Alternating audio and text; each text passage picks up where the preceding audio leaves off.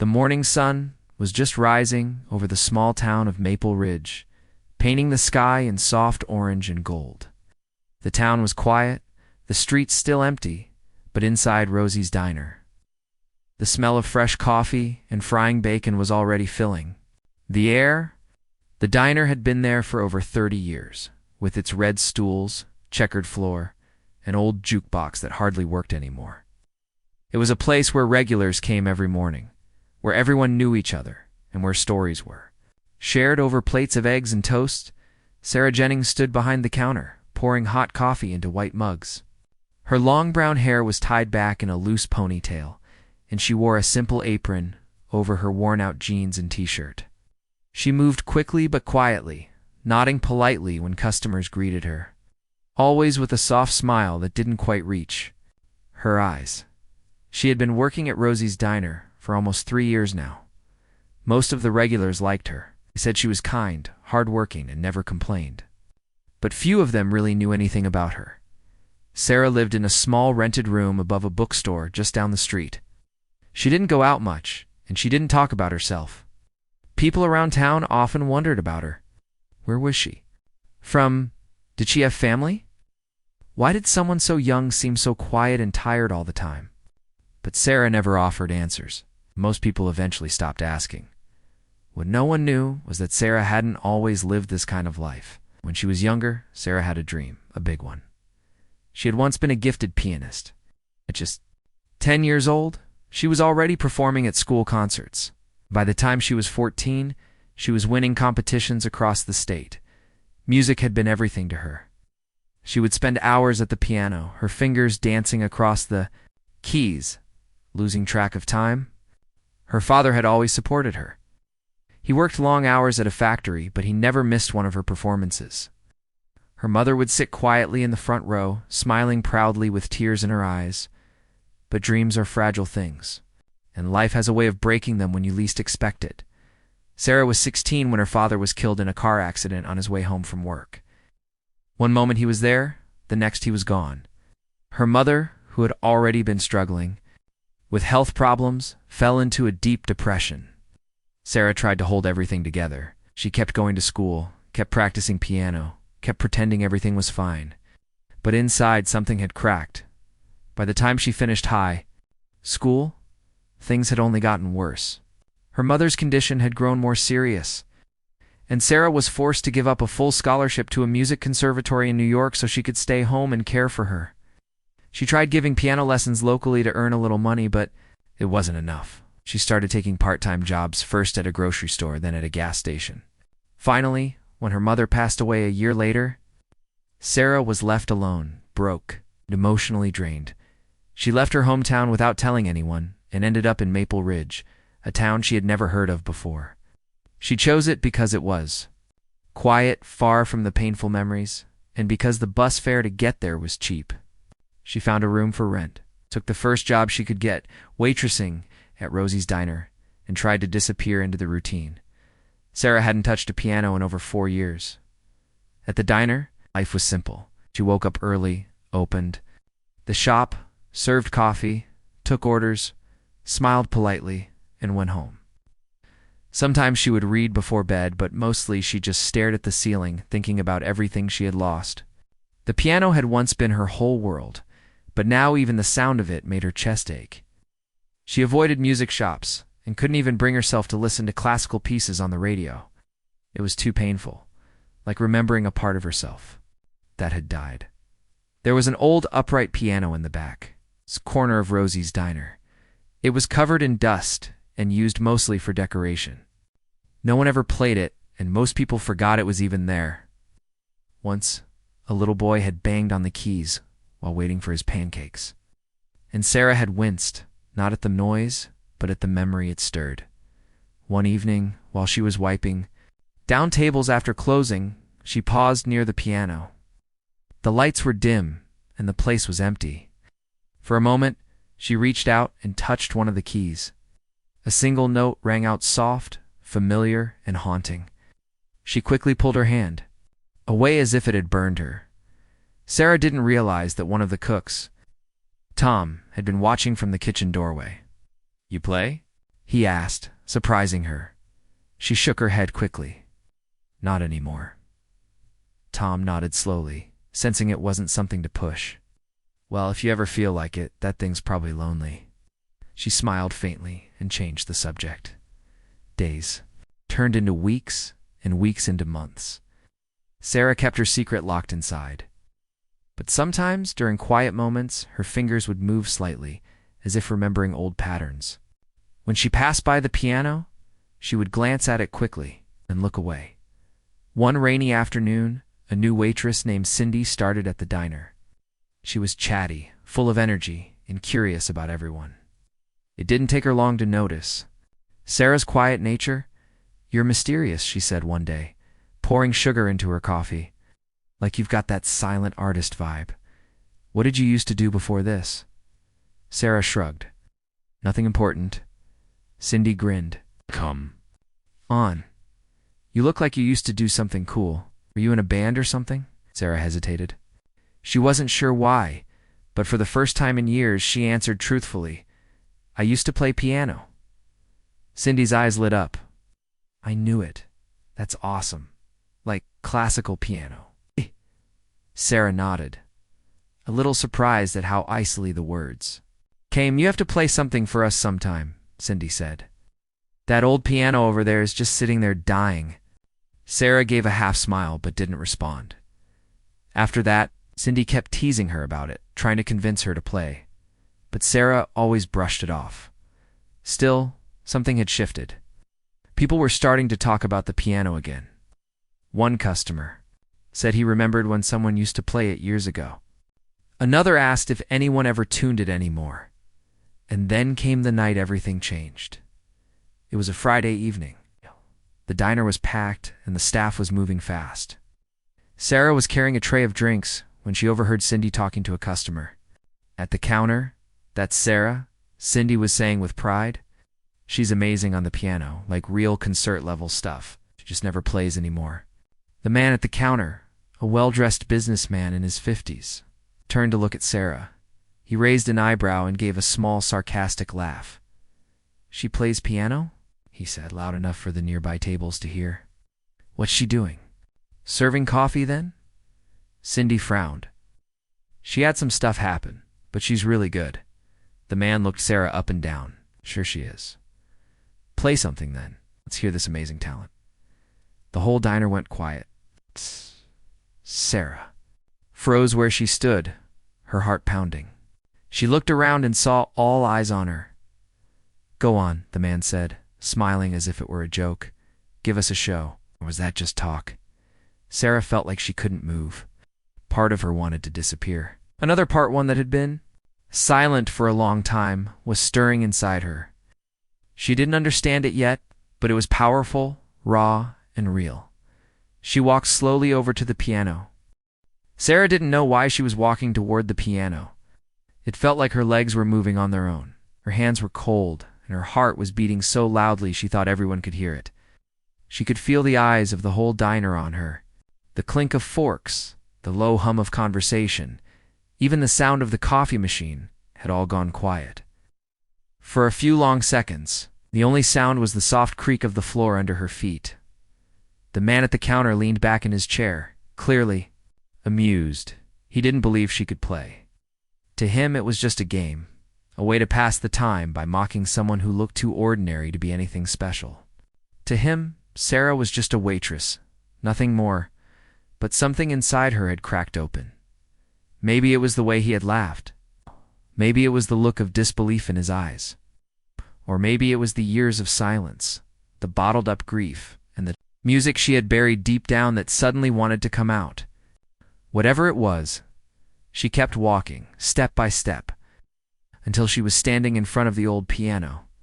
The upright piano looked even more worn up close. Dust clung to the edges, and the keys were slightly yellowed with age. A few were chipped. The bench creaked as she sat down, and for a moment she simply stared at the keys, her fingers hovering just above them. She didn't know if they would still work. She didn't know if she would still work.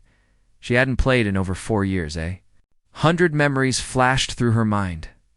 Her father's voice encouraging her after a hard practice session.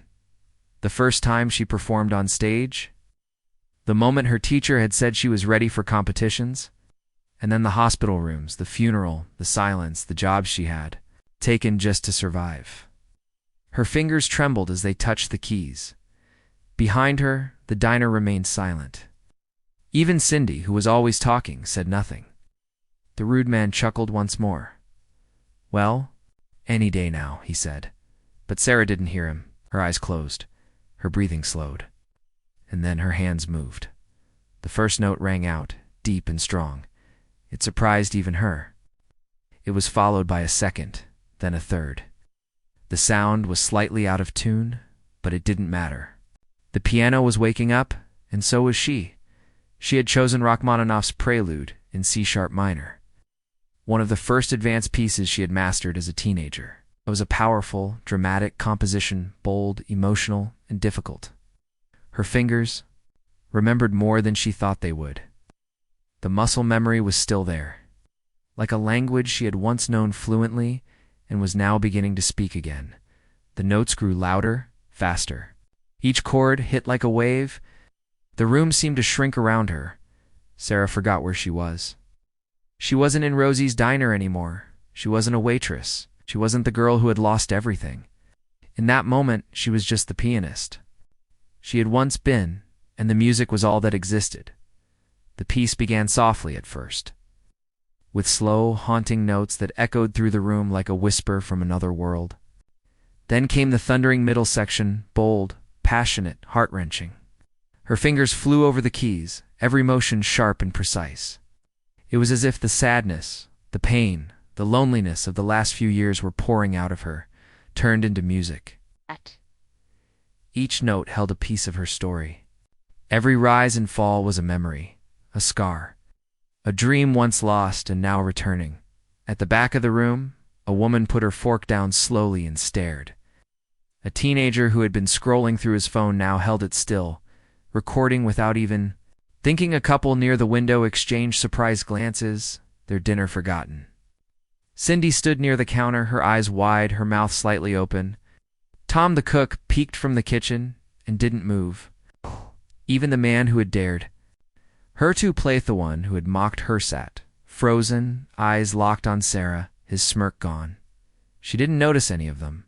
She didn't hear the chair creak as someone leaned forward to get a better view. She didn't see the people holding their breath as the piece climbed to its climax. All she knew was the piano and the music that had been trapped inside her for years was finally free. And then, just as suddenly as it began, it ended. The last note lingered in the air for a long moment. Sarah held her hands above the keys, waiting for the sound to fade completely. She opened her eyes slowly, breathing hard like someone who had just run a race. Her hands trembled in her lap. The diner was still silent. Then came the sound of someone clapping. It was soft at first, just one person, but then others joined in. The clapping grew louder. There were gasps, cheers, even a few people standing. Someone near the back wiped their eyes with a napkin. The teenager with the phone was still recording, his face full of disbelief. A man near the window leaned over and whispered to his wife, "Did you hear that?" Sarah stood up slowly, unsure of what to do. She had never expected this. Her knees felt weak, and for a second, she thought she might fall. But then Cindy rushed over and grabbed her in a tight hug. "You're incredible," Cindy whispered. "I knew it." Sarah smiled, but it was a shy, surprised kind of smile. She wasn't used to attention, not anymore. To respond, she just nodded, her cheeks red, her hand still shaking. The man who had challenged her to play didn't say anything. He just stared at her, mouth slightly open, his earlier smugness gone. He looked confused, even a little ashamed. Sarah met his eyes for a second, and then looked away. Not with anger, but with quiet strength. "Thank you," she said softly, almost to herself, and walked back behind the counter. People were still talking about the performance long after the plates had been cleared. Some stayed longer just to ask her questions. Where had she learned to play like that? Why hadn't she said anything before? Did she perform anywhere else? Sarah didn't know how to answer most of the questions. She simply said, "I used to play. It's been a long time." Tom clapped her on the shoulder when she passed by the kitchen. "You've been holding out on us," he said with a smile. Sarah laughed gently. "I guess I have." That night, after the diner closed and the chairs were stacked on the tables, Sarah sat at the piano again, alone. Her fingers touched the keys, but she didn't play. She just sat there looking at her reflection. In the wood, thinking about what had happened, something had changed. Not just in the room, not just in the people around her, but inside her. For the first time in years, she didn't feel small. She didn't feel invisible. The music she thought had died in her was still there, waiting patiently all this time. She left the diner that night walking a little taller. What she didn't know was that the teenager's video of her performance had already been uploaded online. Within a few hours, it would begin to spread. Within a day, it would go viral. But now Sarah didn't care about any of that. She was just a girl who had finally remembered who she was. The next morning started like any other. The sun rose over Maple Ridge, the sky painted with soft pink and yellow. Birds chirped from the rooftops. A light breeze carried the smell of fresh earth after the rain. Inside Rosie's diner, the coffee was brewing. The kitchen was already filled with the clatter of pans and the sizzle of eggs. Sarah stood behind the counter, just like she did every morning. She wore her usual apron, her hair tied back, her sleeves rolled up. But today, she felt different. Something inside her was still buzzing. A soft energy, quiet joy. She remembered every note she had played the night before. She could still feel the keys under her fingers. She had dreamed about music again for the first time in years. When the first customers came in, Sarah smiled a little more than usual. She moved more lightly, almost like she was floating. Cindy came in right after and walked straight to her with a wide grin. "You've seen it, right?" she asked excitedly. "Seen what?" Sarah asked, a little confused. "Your video?" "It's everywhere. That kid who recorded you, he posted it online last night. People are going crazy over it." Sarah blinked. "What video?" Cindy pulled out her phone and tapped the screen quickly. Then she turned it around to show Sarah. There she was. On the screen, sitting at the old piano in Rosie's diner, her fingers moved fast. The music loud and passionate, even through the small phone speaker. The video had a title that read, "Waitress Stuns Diner with Piano Performance Must Watch." Sarah stared at it, frozen. "How many people have seen this?" she asked slowly. "Almost 1 million, Cindy said, her voice filled with excitement. "In less than 12 hours? You're going viral, Sarah?" Sarah didn't know what to say. Her hands trembled slightly as she held the phone. The number of views kept going up. Comments were pouring in. Words like amazing, unbelievable, genius, and heartbreaking filled the screen. Some people were asking who she was. Others were guessing about her story. Sarah suddenly felt dizzy. She handed the phone back to Cindy. "I didn't know someone was recording," she whispered. "I know," Cindy said gently. "But I think this was meant to happen. People need to hear you." Sarah didn't answer. She turned and walked to the back room, her thoughts spinning. For the rest of the morning, people came into the diner asking about her. Some brought their phones and asked for a photo. Few sat near the piano hoping she'd play again. The regulars looked at her with new, eyes curious, amazed, proud. Even the cook, Tom, who was always quiet, gave her a nod that meant more than any words. By the afternoon, news vans showed up outside. A local reporter asked for an interview, but Sarah politely said no. She wasn't ready. Her heart was still catching up with everything. She just wanted things to be quiet again, but deep down, she knew they wouldn't be not anymore. That night, when she walked home, she noticed people turning their heads as she passed. A woman in a bookstore smiled at her and said, "You're the piano girl, right?" A man in a truck honked and gave her a thumbs dash up. She reached her small apartment and locked the door behind her, pressing her back against it and closing her eyes.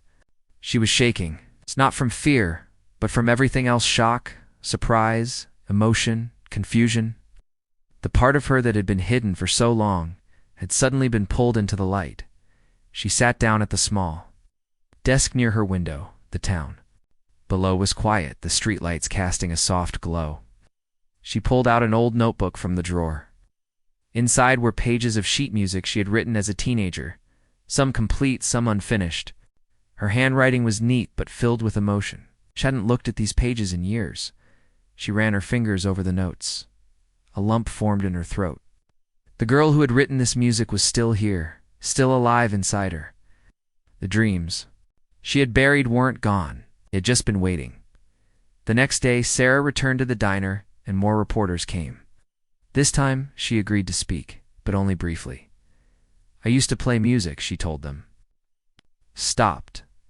But the music never really left me. When asked if she would perform again, she simply said, I don't know yet. Over the next few days, the video continued to spread. A famous pianist from New York commented on it, saying, "This young woman plays with the kind of emotion you can't teach. It's real, it's rare." Music schools began reaching out. Some offered scholarships. One asked if she would like to perform at a concert for rising talents.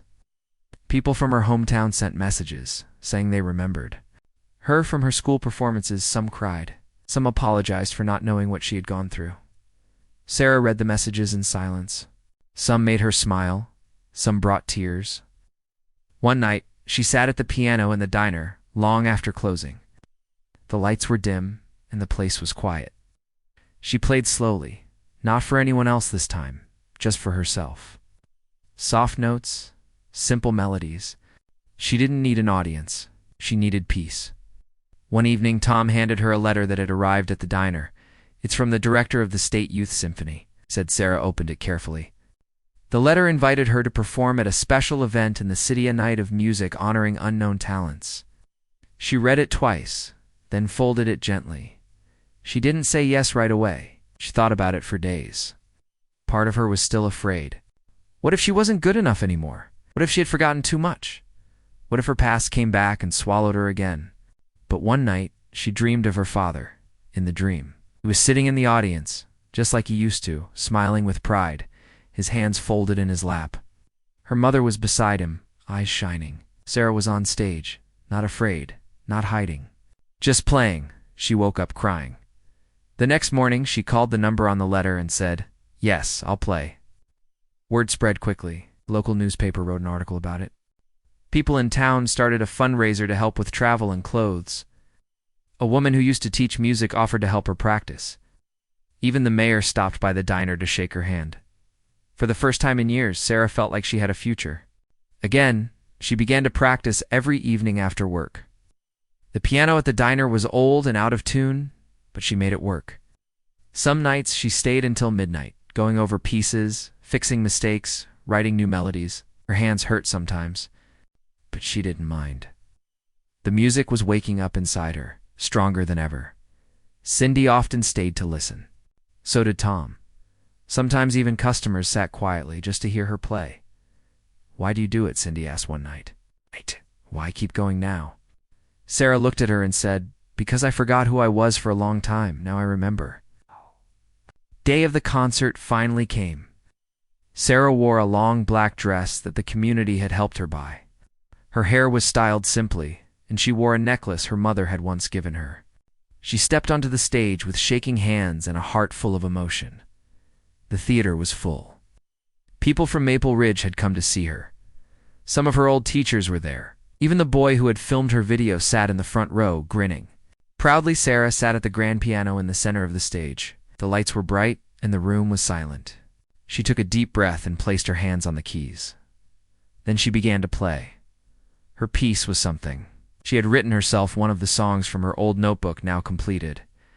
It was soft, beautiful, filled with sadness and hope. It was her story told through sound. It rose and fell like her memories, swirled like the wind, and ended in a peaceful, gentle note. When she finished, the audience was silent for a heartbeat. Then the room exploded with applause. People stood. They clapped until their hands were sore. Some wiped tears. Some called out her name. Sarah stood slowly and bowed, her eyes shining. She had done it not for fame, not for attention, but for herself. The girl who had once been broken was whole again. Sarah sat on the edge of her hotel bed that night, her dress folded neatly on the chair beside her. Her hands rested on her lap, fingers still tingling from the piano keys. She could still hear the music echoing in her ears, the sound of applause.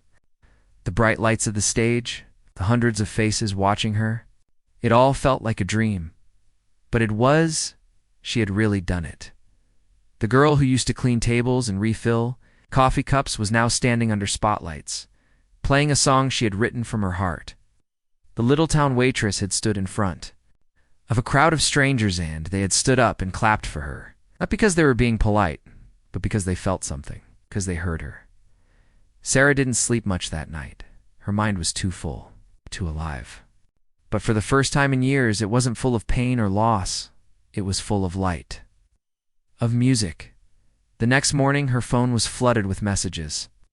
Some were from people she knew, old friends from school, teachers, neighbors, from strangers, musicians, journalists, music schools.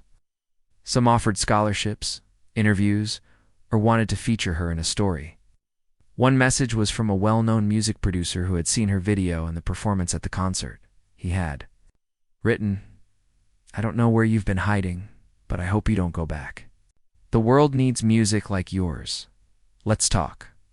Sarah stared at that message for a long time. The world felt suddenly bigger than she ever imagined it could be. When she returned to Maple Ridge, the town greeted her like a hero. Rosie's Diner had hung a sign outside, "Welcome home, Sarah Starr." There were balloons on the walls, and even Tom had baked a chocolate cake, though he insisted it was no big deal. People came in just to congratulate her. Some even brought flowers. Others just smiled at her in quiet, respectful awe. Everything had changed. But at the same time, nothing had. Sarah still tied her apron and served coffee. She still knew everyone's orders by heart. She still laughed at Cindy's silly stories. She still swept the floors at the end of the night. But inside her, something was different, stronger. She wasn't hiding anymore. She didn't feel like a ghost moving through life. She felt real again, whole, and people noticed. One evening, mother and daughter came into the diner. The girl looked about 12, with bright eyes and a small keyboard in her hands. "You're Sarah, right?" the mother asked gently. Sarah nodded, wiping her hands on her apron. "My daughter started learning piano because she saw your video. She watches it every day. It gives her hope." Sarah looked at the girl and smiled. "Do you want to play something? Now." The girl nodded shyly. Sarah led her to the piano. The diner went quiet as the little girl played a simple song, slow, a little shaky, but full of heart. When she finished, everyone clapped. Sarah clapped the loudest. That moment stayed with her for days. She realized something then. This wasn't just about her anymore. Her music had become something bigger. It was reaching people, touching hearts, reminding others of their own dreams. More letters came. An invitation to speak at a school event, a request to teach a short music class on weekends. A radio show wanted to feature her story. At first, Sarah hesitated. She didn't think she was ready. But then she remembered that little girl. So, she said yes. She visited a local school where students sat cross-legged in the music room waiting for her to speak. She told them about her life, how she had once been just like them, how she had lost her way, how she had stopped playing for years, and how one small moment, one act of courage, had brought everything back. "You don't have to be famous," she told them. "You just have to be true. Play from your heart, even if no one is listening." Students clapped, and some came forward after to hug her. Later, a parent wrote her a message. "Thank you for showing my daughter that pain doesn't have to win." Sarah started spending more time at the piano. She began composing again, something she hadn't done since she was a teenager. Melodies came to her like birds returning home. She filled notebooks with new music, each page a piece of her soul. Some were slow and gentle, others were powerful and stormy. But all of them were real. She shared her music online. Slowly, more people followed her. Some messaged her with stories of how her playing had helped them through grief, stress, or sadness. A woman who had lost her husband wrote, Your music helped me cry again, that helped me heal. Sarah never expected these things. She just played because it helped her breathe. Then one day, an email came that made her heart stop. It was from the National Conservatory of Music. They had seen her videos, read her story, and heard her compositions. They wanted her to audition, not just to perform, but to study. Full scholarship. Second chance. Sarah sat with that email for hours. She read it again and again. She didn't know whether to laugh or cry. She thought about her father, who had once driven her to every lesson, who had clapped even when she missed a note. She thought about her mother, who used to hum along with her songs. She thought about the dark years after their deaths, how quiet her world had become. And now, the music had found her again. Cindy came over that night with snacks and a blanket. Sensing Sarah needed someone, "You have to go," she said simply. "This is your moment. It's not luck, Sarah. It's your talent finally being seen." "But what about the diner?" Sarah asked. "My job? My apartment? My life here?" Cindy smiled. "We'll be fine, and your life is just beginning." Tom, too, gave her his blessing. "You're meant for more than coffee and pancakes," he said with a proud smirk. "Go show the world what we already know." It wasn't easy to say goodbye. Maple Ridge had become her shelter, her comfort. Rosie's Diner was more than a job, it was family. But everyone pushed her forward with love. They had watched her break open, and now they wanted to see her fly. A few weeks later, Sarah packed her bags and boarded a train to the city. She carried only what she needed: some clothes, her notebooks of music, a few photos, and her mother's necklace. The rest she left behind, knowing it wasn't really the end, just a new chapter.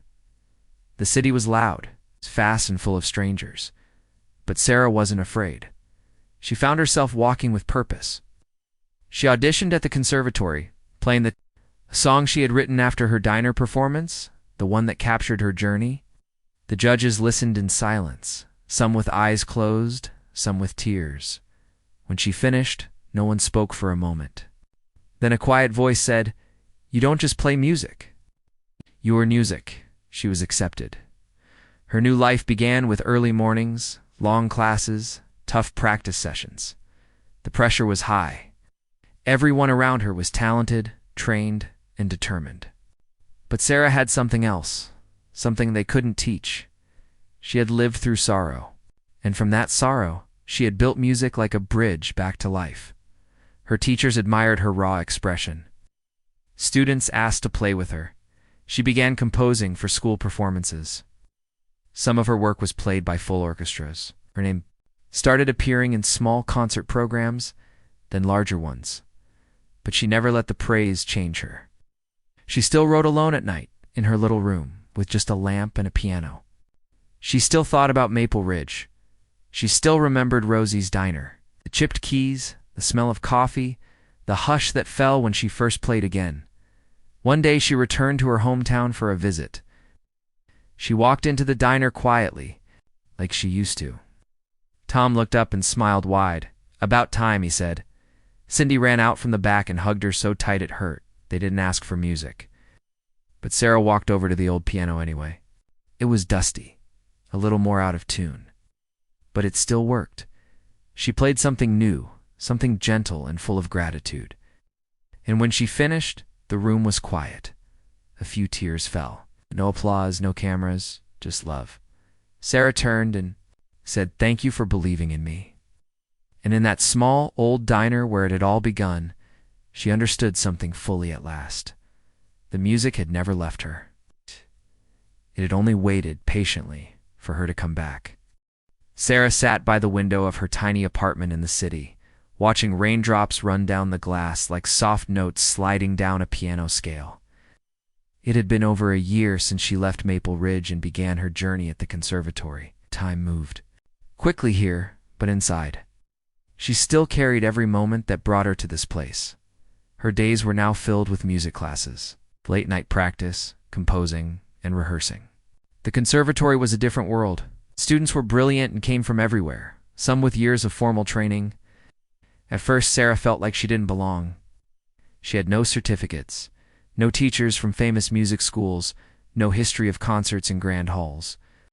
She came from a diner, a town barely marked on maps, and a life most people in the city wouldn't understand. But the one thing she had was her soul. And when she played, that soul poured out. Her teachers noticed. They said her music felt alive. It wasn't perfect in the technical sense, but it made people feel something deep inside. That, they said, was rare. That was what made her special. One evening, her professor called her into his office. He was a tall, quiet man who spoke little but listened closely, he said. There is a competition in Vienna, international. Only 5 students will be selected from the conservatory. I want you to apply. Sarah's hands trembled. Vienna, the city of Mozart and Beethoven, a place where music history lived in every stone street. Me? She asked. Yes, he replied. You. She spent the next month writing a new composition. She didn't want to just impress the judges. She wanted to share her story. She wanted every note to speak of pain, hope, silence, and rediscovery. The melody began slow and soft, like the sadness that had once drowned her. It grew heavier, with chords full of struggle, and then, suddenly, there was light, a rise, a turning point. Then came a rhythm like footsteps running not away, but forward it ended gently, with one last soft note that lingered like a memory. She titled it, Returning. The day of the competition came. The hall in Vienna was grand, with golden walls, high ceilings, and an audience dressed in black ties and gowns. Sarah sat backstage, heart pounding. Her name was announced. She walked onto the stage, her legs shaking, but her eyes clear. She sat at the piano, closed her eyes for a moment, and took a deep breath. Then she played. As her fingers moved, everything else disappeared. No fear, no doubt, just the music. Just the story she needed to tell. When she finished, the hall was silent for a few seconds. Then came the applause. Loud, standing, some were even crying. Sarah stood up, bowed, and felt the weight of her journey lifting off her shoulders. She didn't win first prize. She didn't need to. A well-known composer approached her afterward and said, "Your music reminded me why I started playing." That was worth more than any medal. She returned to the city, but something had changed inside her. She was no longer just a student. She was becoming an artist. Over the next months, opportunities bloomed. Small concerts invited her to play. A music school offered her a chance to teach younger children. One day, a woman from a charity organization called her. "We run music programs in hospitals," she said. "Would you like to play for the patients?" Sarah said yes immediately. She started visiting hospitals once a week, playing soft melodies in children's wards and cancer centers. The rooms were quiet, often filled with sadness or worry. But when Sarah played, faces relaxed. Some cried, others smiled. Nurses said the music helped patients sleep better. One little boy who hadn't spoken in weeks whispered, "Can you come?" Again, Sarah left each time with a full heart. She realized music wasn't just for concerts or stages. It was healing. It was a gift, a way to connect souls. One night, while practicing at the conservatory, a man stood near the door, listening. He was older, wearing a simple jacket and hat. After she finished, he approached. "Do you take private students?" he asked. Sarah smiled. "I never have, but I'm willing to try." He told her about his granddaughter Emma, who had lost her parents in an accident. She loved music once, but hadn't touched her piano since the tragedy. Sarah agreed to visit. Emma was a quiet girl, around 10, with large eyes and a sadness far too deep for her age. Sarah didn't start with music. She just sat with her, listened, talked, shared stories. Slowly, she brought her closer to the piano. After a few weeks, Emma touched the keys again. Then she played a few notes. Eventually, she wrote a small song. She called it for Mom and Dad. Sarah cried when she heard it. Her student had healed through music, just like she had. Time passed. Sarah's name grew. Not because she chased fame, but because her music found its way into people's lives. She was invited to play at charity, events, schools, and even gave a TED Talk about how music saved her. But she never forgot her roots one day. returned to Maple Ridge again, this time to organize a free community concert. She called it the Piano Returns. The whole town gathered in the park. Rosie's Diner set up a food stall. Kids sat on blankets, elders in chairs. Sarah walked up to the stage, waved, and said, "Thank you for giving me a place to begin again." She played not just her famous pieces, but also simple songs she wrote as a child. Everyone clapped. Some cried, "Eight!" Some held each other. Tom, standing near the back, wiped his eyes. Cindy held her baby, smiling wide. After the show, a teenage girl approached Sarah and said, "I'm scared to share my poems. What if people laugh?" Sarah knelt beside her and said, "Let them laugh. If it comes from your heart, it's already beautiful." Idea. Girl hugged her. Later that night, under the stars, Sarah sat alone at the piano, playing a quiet melody. Her fingers knew the path without thinking. The music was part of her now. She thought of everything, the pain, the silence, the night she played at Rosie's for the first time after years, the faces that listened, the doors that opened. And she smiled. Her masterpiece had not just silenced critics, it had awakened a world inside her, and she was still just beginning.